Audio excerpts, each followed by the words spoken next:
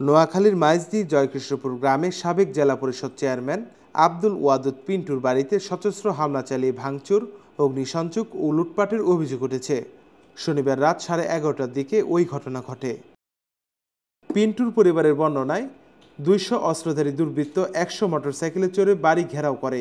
তারা বাড়ির 3টি গাড়ি ও বাসভবন ভাঙচুর করে, মূল্যবান জিনিসপত্র, নগদ টাকা ও স্বর্ণালংকার লুট করে।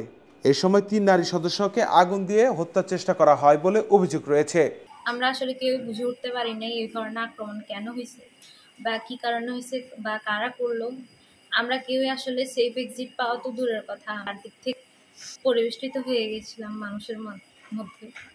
এবং তারা ঘরবাড়ি কিছুই বাদ রাখে নাই, কিচ্ছু নেই, সব কিছু ভেঙে, দরজা ভেঙে ঘরের মধ্যে ঢুকে, সিঁড়ি ভেঙে, ঘরের এমন কিছু বাকি রাখে নাই, এভরিথিং তারা ভেঙে চুরে শেষ করে দিয়েছে।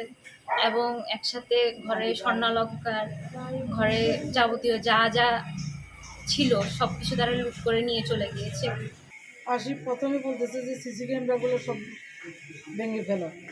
সাথে সাথে আমার মেয়েগুলোটা ঘুমিয়েছিল, আমি তাদেরকে রুম থেকে চালিয়ে উঠানোর আগেই তারা সব ভাঙা শুরু করে দিছে।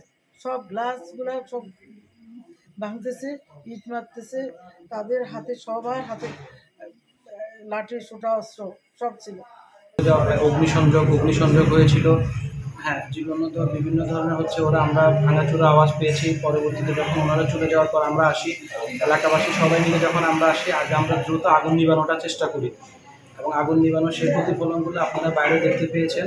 যে বাইরে যেগুলো দেখেছেন আপনারা, যে আমরা এগুলো আগুনগুলো নিভিয়েছিলাম, ঘরের ভিতরেও আপনারা দেখেছেন ওরা বিভিন্ন ধরনের।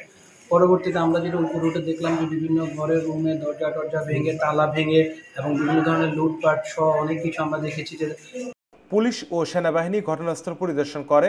তারা বলে এ ব্যাপারে এখনো থানায় কোনো অভিযোগ আসেনি। নাফিল ইহসান, দৃষ্টি 24।